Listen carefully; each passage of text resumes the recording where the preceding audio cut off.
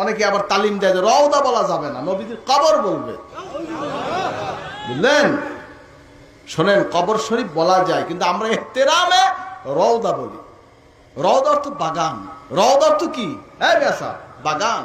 ওয়াল্লাযীনা আমানু ওয়া আমিলুস সালিহাত ফি রাওদাতিল জান্নাত। বলেন না সুবহানাল্লাহ।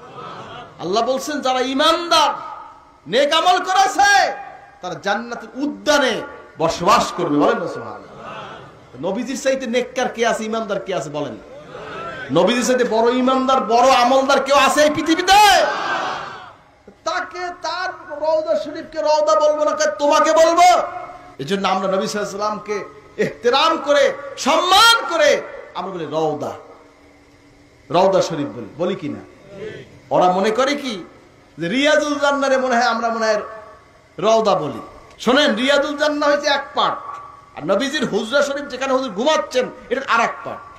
এটার দলিল দিচ্ছি আমরা কোরআন দিয়ে। আর রিয়াদুল জান্নাহ যেটা, জান্নাতের টুকরা যেটা, নবীজি বলছেন আমার মেম্বার এবং আমার হুজরা মা বাইনা বাইতি ওয়া মেম্বারি ওয়া রাওদাতুম মিন রিয়াদিল জান্নাহ।